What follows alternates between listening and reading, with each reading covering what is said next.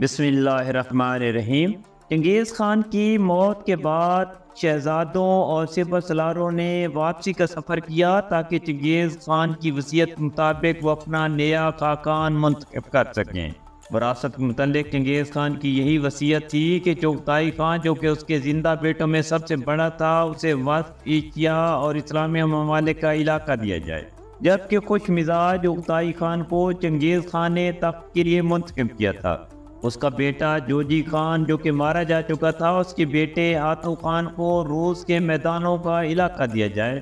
گو کہ چنگیز خان کی اولاد اب دنیا کے ایک بڑے حصے کی مالک تھی۔ تاریخ کے مطابق جتنی دنیا تھی اس کا ایک بڑا حصہ اس کے قبضے میں تھا۔ ان چاروں کے پاس ایک بڑی طاقتور فوج بھی تھی۔ اپنے نئے علاقوں میں انہیں شراب عیش کا چسکا لگا تھا۔ چنگیز خان نے کہا تھا کہ میرے وارث اطلس اور کم خاک کے سنہرے کاڑے ہوئے کپڑے پہنیں گے، خوب گوشت کھائیں گے اور شاندار گھوڑوں پر سواری کریں گے، جوان اور حسین عورتوں کو اپنی آغوش میں لیں گے، لیکن یہ یاد نہیں کریں گے کہ آخر کس کی وجہ سے انہیں یہ سب نعمتیں ملی ہیں۔ جب سب شہزادے قراقرم میں جمع ہوئے تو تولی خان نے چغتائی سے درخواست کی کہ وہ تخت و تاج کو قبول کرے۔ چغتائی نے یہ کہہ کر اس خدمت کو قبول کرنے سے انکار کیا کہ وہ اپنے چچاؤں اور بڑے بھائی کے ہوتے ہوئے اس اعزاز کو قبول کرنے کا اہل نہیں۔ تب منگول سردار، شہزادے اور بوڑھے جنگجو چغتائی خان کی خدمت میں حاضر ہوئے اور غصے کے عالم میں انہوں نے اسے کہا، تو یہ کیا کر رہا ہے؟ چنگیز خان نے خود تجھے اپنی جانشینی کے لیے منتخب کیا تھا، تو تم یہ عہدہ قبول کیوں نہیں کر رہے ہو؟ تولی خان نے اپنے بھائی چغتائی خان کو مجبور کیا کہ سمور فوج چبوترے کے اوپر بچھے ہوئے طلائی تخت پر تخت نشین ہو۔ ایک لمحے کی ہیزیٹیشن کے بعد چغتائی نے اپنے بھائی کے آگے اپنا سر سجدے میں جھکایا اور پھر وہاں جتنے سردار اور امیر تھے سب نے یہی کیا اور چغتائی کو خاقان منتخب کر دیا گیا۔ پورے مجمع نے باہر نکل کر جنوب مشرق میں آفتاب کی طرف سر جھکایا اور سارے لشکر نے ایسا ہی کیا۔ اس کے بعد ضیافت کا ایک طویل دور شروع ہوا۔ جو خزانہ چنگیز خان نے چھوڑا تھا، جو دولت نامعلوم دنیا کی چاروں گوشوں سے اکٹھی کی گئی تھی، وہ سب شہزادوں، امیروں، افسروں اور فوج کے جوانوں پر نچھاور کر دی گئی۔ چغتائی نے ان سب لوگوں کی خطائیں معاف کر دیں جو اس کے باپ کے مرنے کے وقت تک اب تک کسی نہ کسی جرم میں ملوث تھے۔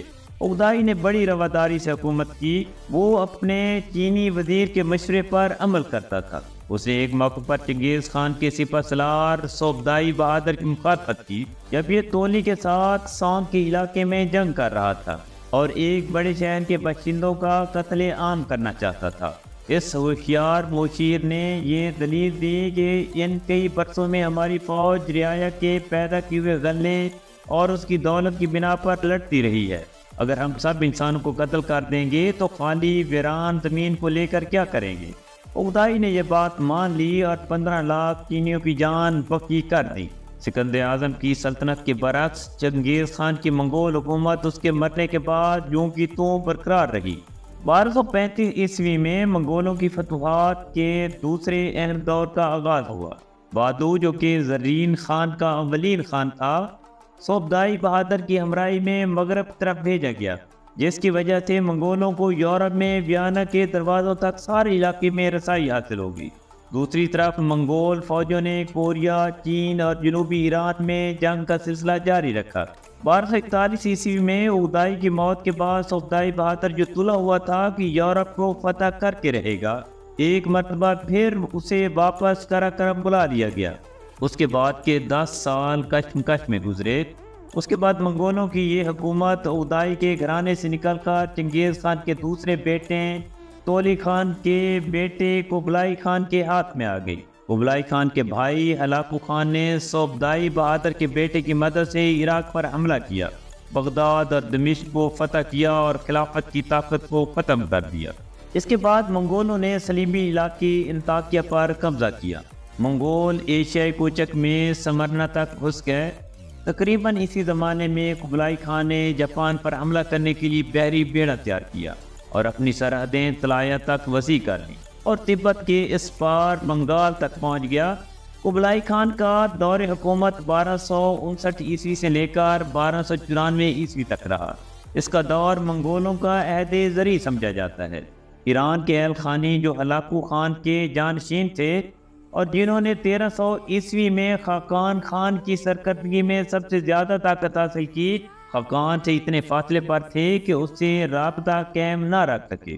اس کے علاوہ منگول تیزی سے مسلمان ہوتے جا رہے تھے۔ قبلائی خان کے اپنے منگول بدھ مت مذہب قبول کر رہے تھے۔ چنگیز خان کے پوتے قبلائی خان کے مرنے کے بعد مذہبی اور سیاسی خانہ جنگی شروع ہو گئی اور مغل کئی سلطنتوں میں بٹ گئے۔